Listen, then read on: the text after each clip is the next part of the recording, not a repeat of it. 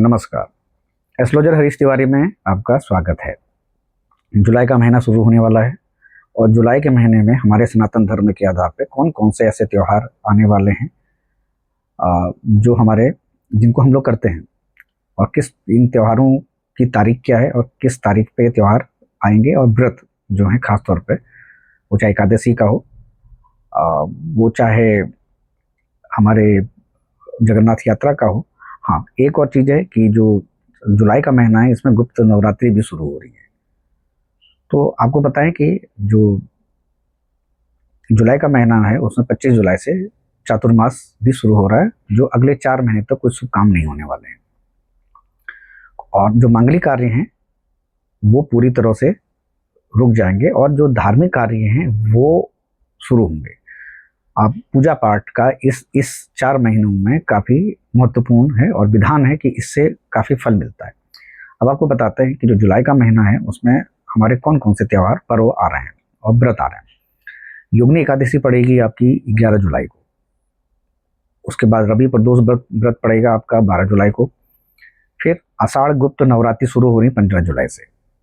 उसके बाद श्री जगन्नाथ रथ यात्रा पूरी जो पुरी में जगन्नाथ जी की यात्रा होती है वो 16 जुलाई से शुरू होगी और आषाढ़ गुप्त नवरात्रि की समाप्ति होगी वो होगी 22 जुलाई को।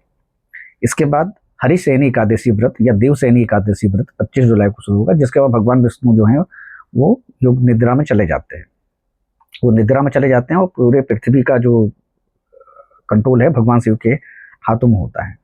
तो इस दौरान जो होते हैं पूजा पाठ ज़्यादा करें और धार्मिक कार्य पूरी तरह से सफल होते हैं। धार्मिक कार्यों का फल मिलता है, लेकिन जो मांगलिक कार्य होते हैं वो एक तरह से रुक जाते हैं। उसके बाद 25 जुलाई को ही श्री विष्णु शयनोत्सव होगा और 25 जुलाई से ही चातुर्मास का प्रारंभ हो जाएगा। उसके बाद 26 जुलाई को रवि प्रदोष व्रत होगा और फिर 29 जुलाई को जो है गुरु पूर्णिमा होगी, जिसको व्यास पूजा, जिसमें भगवान व्यास पूजा की हम पूजा करते हैं। इसके बाद 29 जुलाई को जो होगा वो होगा कोकिला व्रत प्रारंभ। और जो ये योगिनी एकादशी है, योगिनी एकादशी का जो व्रत है वो आषाढ़ मास के कृष्ण पक्ष की एकादशी को रखा जाता है और ये कहा जाता है कि इस माह जो लोग इस व्रत को लेते हैं, जो उनसे अनजाने में जो गलतियां हुई या पाप हुई हैं उनसे मुक्ति मिलती है और साथ में उनको पुण्य प्राप्ति होती है।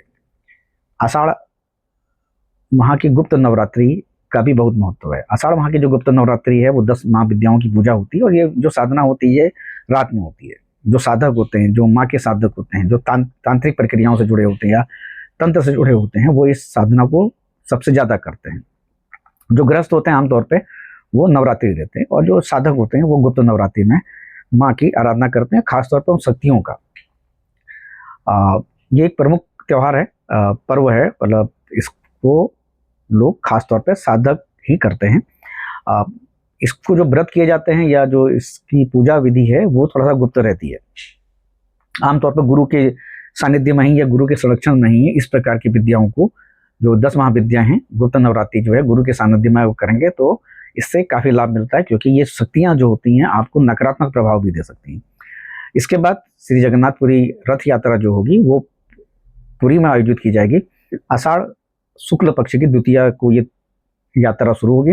इसमें भगवान जगन्नाथ, भगवान श्री कृष्ण और बलदेव और सुभद्रा एक रथ में विराजित होते हैं और मंदिर उनको ले जाया जाता है और पूरी देश विदेश के लोग इस यात्रा को देखने के लिए आते हैं। लाखों की संख्या में लोग पुरी में इकट्ठा होते हैं। फिर उसके बाद हरिशयनी एकादशी आएगी। हरिशयनी एकादशी के दौरान भगवान विष्णु योग निद्रा में जाते हैं और 4 महीने के बाद वो जागते हैं और इसलिए इसे चातुर्मास कहा जाता है। मतलब 4 महीने का ये महीना होता है, इसलिए इसको चातुर्मास कहा जाता है। जब चतुर्मास प्रारंभ हो जाएगा तो जब भगवान योग निद्रा में चले जाएंगे तो उसके बाद ये माह प्रारंभ हो जाएगा। उसके बाद कोई शुभ कार्य नहीं किए जाएंगे। इसके अलावा अब गुरु पूर्णिमा आएगी। गुरु पूर्णिमा जो है इस दिन जो है गुरु पूर्णिमा के दिन वेद व्यास जी का जन्म हुआ था, इसलिए इसको गुरु पूर्णिमा कहा जाता है। सनातन धर्म में ये गुरु के लिए एक महत्वपूर्ण पर्व है। वहीं जो बौद्ध हैं उनके लिए भी ये काफ़ी महत्वपूर्ण है। और इसके बाद आएगा कोकिला व्रत, जो माँ पार्वती के लिए किया जाता है।